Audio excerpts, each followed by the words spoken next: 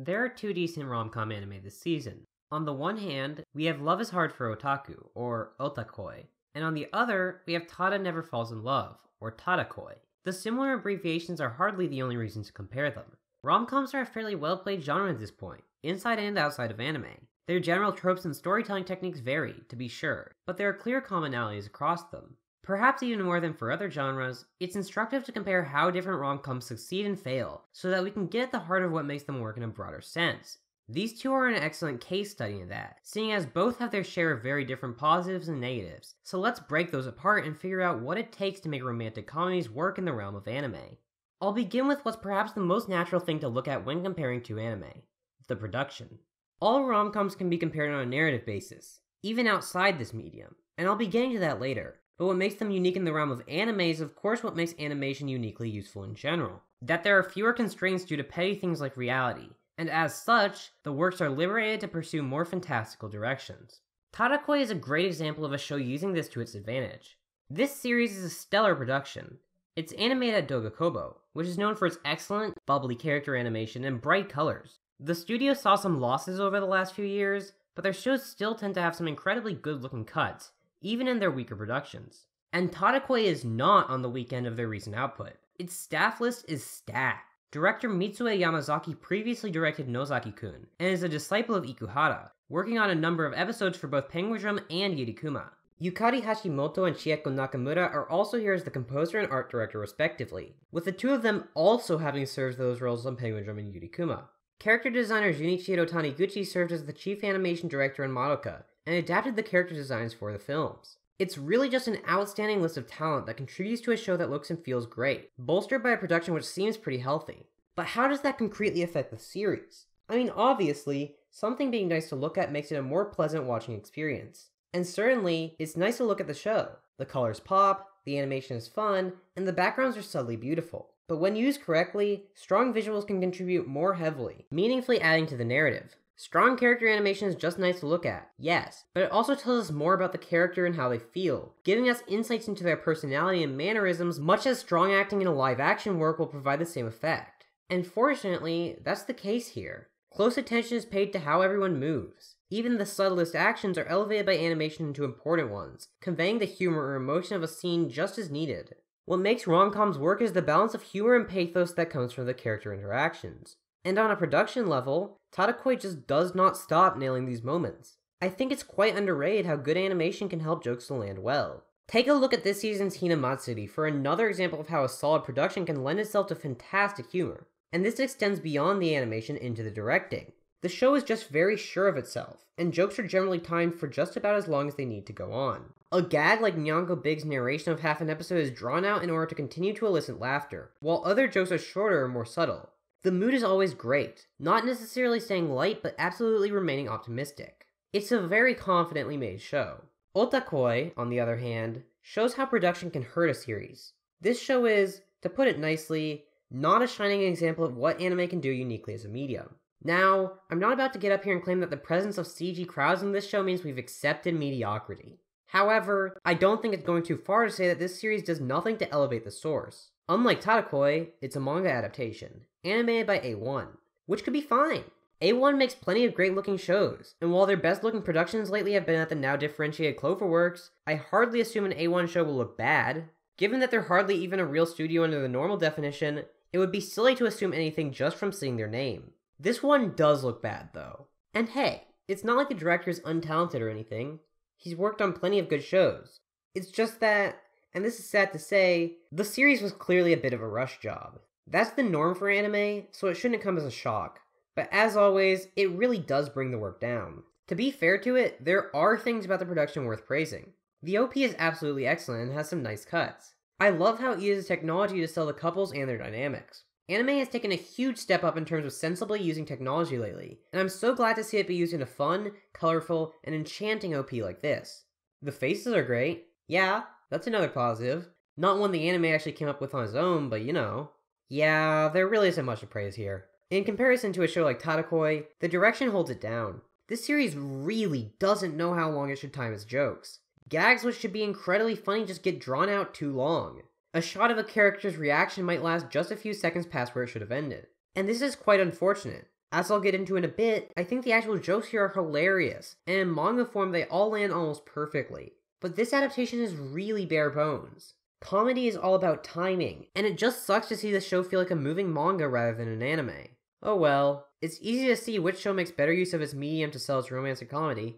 That said, this video would not exist if Tadakoi was simply better than Wotakoi in every way. It may trump it in terms of production, but Wotakoi has a number of strong points in its favor that help to keep it a worthwhile watch.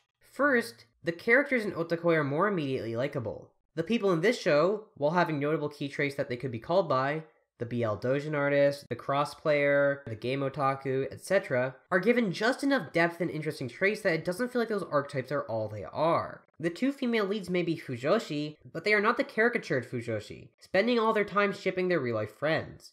They're just otaku who like BL as much as I'm an otaku who likes Yuri. They have other interests and enjoy other things. They're capable working adults in their own right while enjoying their specific niche interests at the same time. The jokes surrounding them are excellent because of this. It's easy to sympathize with Momose in the first episode, as she questions how to talk to Koyanagi, wanting to make it clear she's an otaku without accidentally revealing her interests too much, putting the other woman off if she's not in the same camp. It's something that I and many others have probably gone through in the past, and it relies on the fact that our characters are rational, understandable people who also share interests with the viewers. In this, Momose is great as a protagonist. While her exterior is a fairly basic cute woman, though being in her mid-20s already sets her apart, she's arguably the biggest otaku among the main four, and that's really nice to see. First, because media portrayals of otaku often depict them solely as men. When women show up, they're the caricatured idea of a fujoshi I mentioned earlier, not the well-grounded ones with other interests that you see here. When she agrees to go out with Nifuji just because he'll help her out at Kamiket, it's hilarious, because we can relate despite how bizarre it is. In other words, the show laughs with otaku, not at them, making it a pleasant comedy which never feels belittling to the very people who will be watching it.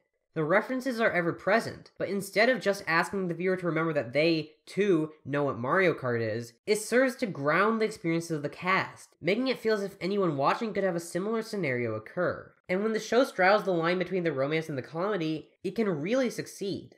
The idea that Koyanagi would get upset because Kabakura doesn't like her as much as fucking Ranka is hilarious. Fictional characters being competition is so blatantly stupid that there's no way to take it seriously. But while Ranka obviously isn't a threat to her, the idea that she's not satisfying what he wants is genuine. And that just ties into the general idea of the show, that love isn't necessarily about getting a person who fits all of your perfect interests, that people aren't like the media you consume as an otaku. The show might not use its medium all that well, but it certainly excels at its premise. Tadakoi, on the other hand, is a lot less consistent from a writing standpoint. The characters here are certainly unique, but I wouldn't say they're always interesting. Ijuin can be quite annoying at times, though he's such a good friend to Tada that I can forgive him, and Pin Senpai is just an outright bad part of the show, a character who adds very little and subtracts a lot through his creepy levels of interest in the female form. It's fine to be into girls, dude, but you need to chill. Of course, the flip side of this is that some of the other personalities are a ton of fun. Teresa is great, and given that she's the heroine, that's a very good thing. Alec, too, is excellent, and easily stands as my favorite character in the show. But by being less grounded, the series risks a lot, with those risks not always paying off, leading to a cast which is broadly less enjoyable to watch than Wotakoi's. To put it simply, when the jokes in Tadakoi land, they land incredibly well, leaving me laughing for minutes on end. But often, because they're not as relatable and the characters aren't as interesting, they just don't land at all. In Wotakoi, the jokes almost all land, but due to the production, they don't do so nearly as strongly as they could. Which you'd prefer is up to you, and neither is my go-to comedy for this season, but it's a shame neither can nail it. That said, I must touch on one other aspect of these shows before I end things. The actual main romances. I haven't talked a ton about these, because they're actually quite different. Romcoms, as I said at the start, are well-tread, but even within them, there's room for a lot of difference on this key aspect. For both of these, the titles describe the core of the main romantic arcs.